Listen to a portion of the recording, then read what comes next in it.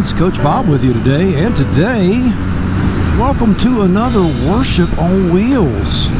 I know what you're saying, man, things look different. Yes, they do, as a matter of fact. We are on board Oxford, my speed triple, Oxford the Beast. But that has nothing to do with the Worship on Wheels this morning, other than I just wanted to mention the change of venue. No, I won't be doing this ride with him every week, but I do enjoy riding him, and I wanted to take him out this morning so that I could savor the flavor of another ride.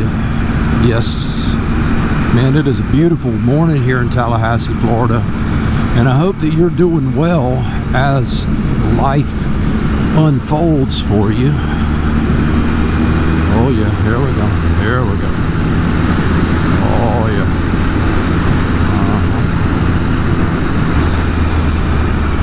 Yep, it's a lot of fun riding this old bike.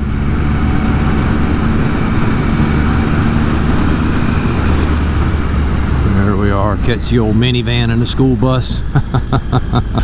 So today's Worship on Wheels, man, it's a good one. In fact, I want to thank Sergeant Ed. He sent me a verse this week, and I'm going to share it with you in just a moment. But what I want to do before we get going is talk a little bit about something that happened. So many times I have people come up to me and they will say something that will reinforce what the Bible verse was about, and I take this stuff very seriously, as you know, and I also take it quite literally.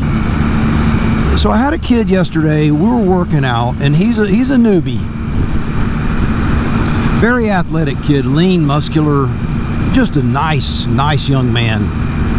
And he didn't mean this in an ugly way. In fact, I think he was trying to compliment me. But he had mentioned another coach, and he had said that this coach, this particular coach, seemed to be more of a taskmaster, and that I wasn't. That he understood that when I told him to do certain things, that it might be hard. In fact, it was going to be hard. And he often, I said, oh, this one's going to be fun. This is a fun drill. He meant, oh no, that means it's going to hurt really bad. But what he said, he told me, he goes, you're a coach. You're fair, and you're not harsh. And I thought about this verse that Sergeant Ed had sent me this week about how in every arena of our life we have certain things that we do, and we have to behave in certain ways in order to get it all right. And if we take these premises, these three things that we're going to talk about today, then I'm going to tell you this will apply to everything you do, whether it's riding a motorcycle, whether it is, you know, being a spouse. Ooh, something sharp in the road there. You don't want to grab that in the tire. All of those things you want to be able to think about, and you want to know that as your life unfolds and as you do things, you are effective in the things that you do. And people will notice. There will be a difference in you and the others, and it doesn't make the others bad people. In fact, I'm going to tell you, the coach he was referring to, talent-wise, is absolutely so far superior to me, it's not even funny. I mean, this coach has more skill than I could ever imagine having. But for a newbie, it's just overwhelming. And so they need someone like me. That's what they need. So I'm going to read the Bible verse, and we're going to talk about how that applies to our entire life. Let me get around these curves. I get to a stop sign, because I definitely ain't going to be doing no reading while I'm riding the triple. That is for doggone sure. You know, these turns used to be so hard for me. I mean, to do it at that speed, it's just crazy. All right. So let's read this Bible verse real quick. He has shown you, O mortal, that's us, these old mortal people, you know, the ones that are going to die, that's us. What does the Lord require of you? To act justly, to love mercy, and to walk humbly with your God. So we're going to talk about those three things: being just, being merciful, and being humble.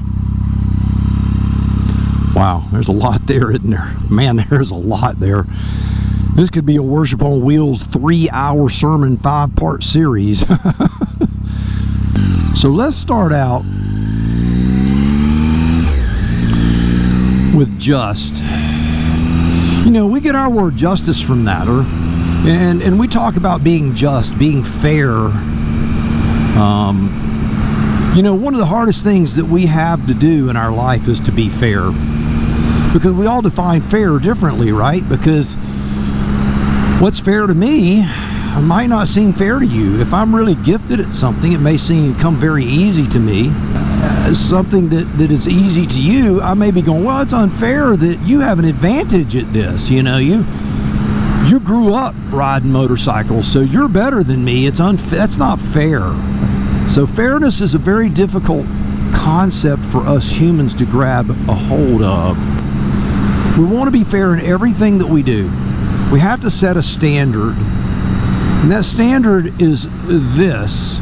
And the standard doesn't matter. It doesn't matter if I'm better than you or you're better than me. What matters is that we have the same standard for both of those individuals. The one that surpasses that standard can certainly be rewarded and commended, and that is a wonderful thing, and they should be. And the one that is working towards that goal is to be flattered and commended as well, because that is also a good thing.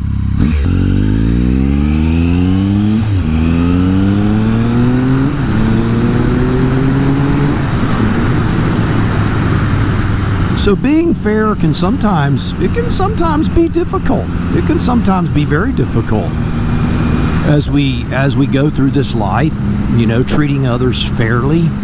We create this standard in our mind, and we just say, well, that's just right there. I have the right to treat them terribly. They're not as articulate as I am, or they're not as tall as I am. They're not as muscular as I am. They're not as fast as I am. You fill in the blank. They're not as smart as I am. Whatever it is that we do, and we all do it, by the way,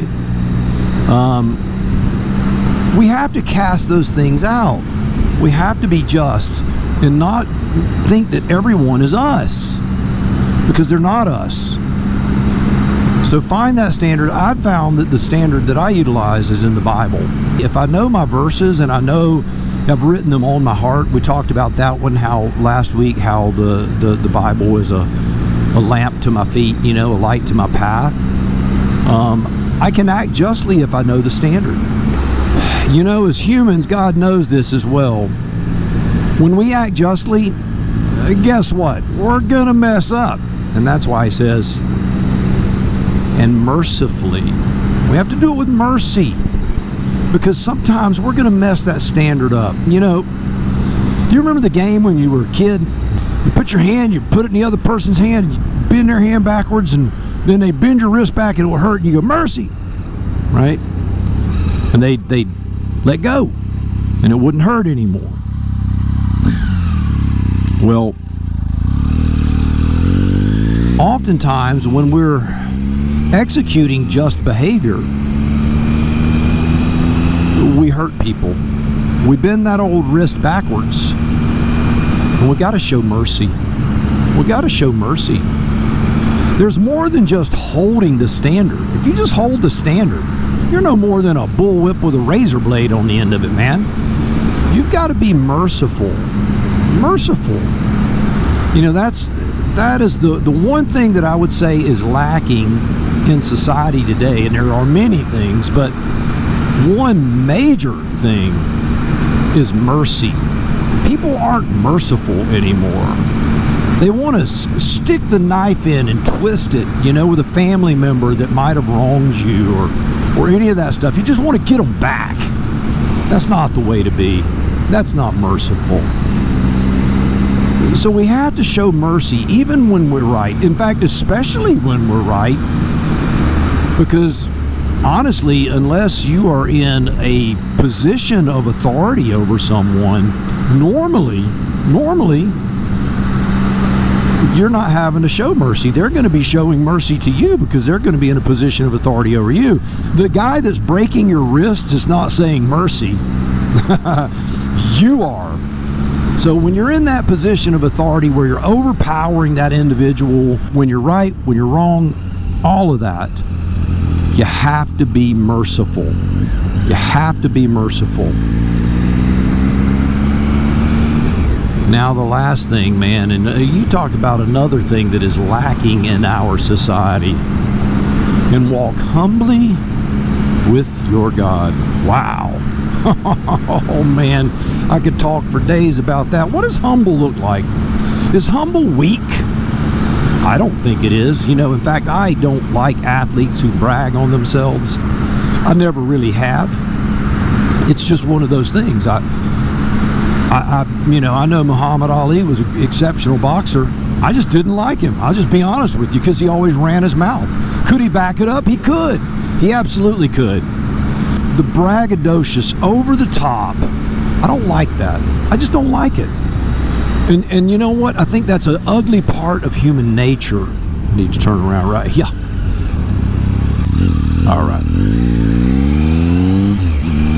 When I was a young man playing football for Valdosta High School, we had a coach named Nick Hyder. You can Google Nick Hyder. I bet he has a Wikipedia page. The guy was an amazing man, huge influence in my life. But he used to always tell us, be a gentleman, be honorable, be polite. In victory, be modest. In defeat, be modest. You don't go around bragging and talking a bunch of smack. Now, I'm not going to tell you that I never do that. When I'm hanging out with my buddies and we're just messing with each other, okay, that's different, all right? Yeah, you know, you're going to get away with that some here and there. We all do that. But when it comes time to do something, like when I'm coaching, the last thing the kids that I coach want to hear is how good I am. You know what? They want to hear how good they are. Now, I'm not saying that you can't use yourself as a reference point, but if you're just constantly bragging, you're one of those braggadocious people, you probably need to back it off a little bit. And I have found out in my life, a lot of times, those who talk the loudest have the least to say. There again, you can do with that one whatever you want.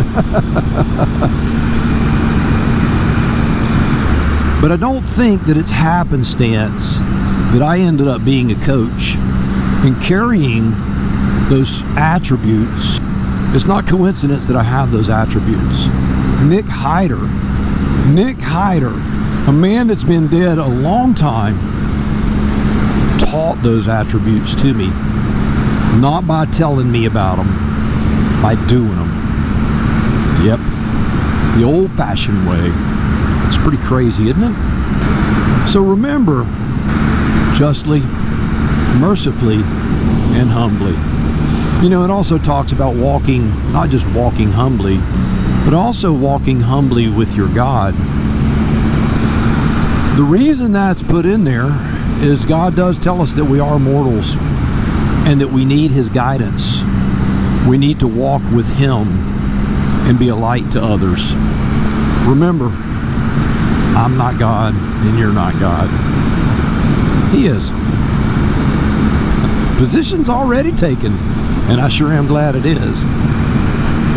But yesterday, I couldn't help but think about those three things when that young man was complimenting me, and I'm like, I don't deserve this, but I'll sure take it with a big smile on my face and be grateful that someone sees that I'm acting justly, mercifully, and walking humbly with my God. Man, life is great, isn't it? Look at that right there. My goodness.